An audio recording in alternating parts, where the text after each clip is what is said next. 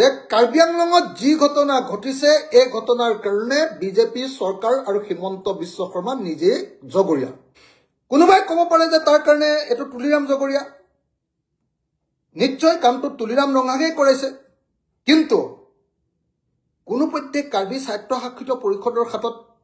গৃহ বিভাগ নাই গৃহ বিভাগ আছে ৰাজ্য চৰকাৰৰ হাতত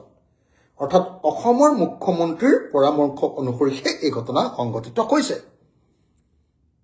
আজিৰ দিনটোতো আপোনালোকে দেখিছেনে একবাৰৰ কাৰণে অসমৰ মুখ্যমন্ত্ৰী তালৈ গ'লনে আমাৰ অসমৰ জাতীয় জীৱনৰ আটাইতকৈ এটা দুৰ্ভাগ্যজনক ঘটনা আছিল গোষ্ঠী সংঘাত কাৰ্বি আংলঙত আমি দেখিছিলোঁ কাৰ্বি আৰু কুকিৰ মাজত সংঘাত বিটিএডিত আমি দেখিছিলোঁ বড়ো আৰু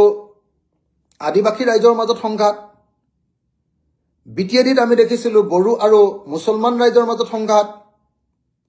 আনকি বিটিএডিত আমি দেখিছিলোঁ বড়ো আৰু অনাবড়োৰ মাজত সংঘাত এনেকুৱা ধৰণৰ এটা ৰক্তৰঞ্জিত ইতিহাস অসমত চলি আছিল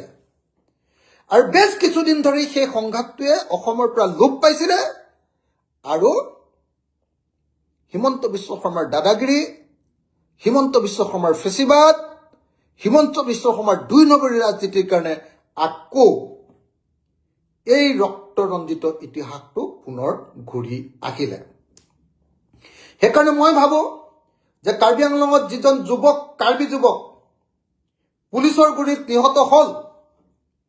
আৰু যিজন বাঙালী যুৱক জ্বলাই মাৰি দিলে ঘৰ জ্বলাই দিওঁতে তেখেত জ্বলি গ'ল সুৰুজ দে এই দুইজন হ'ল হিমন্ত বিশ্ব শৰ্মাৰ দুই নম্বৰী প্ৰশাসনিক নীতি গৃহ বিভাগৰ ভুল সিদ্ধান্তৰ কাৰণে মৃত্যু এই দুইজন মানুহ হ'ল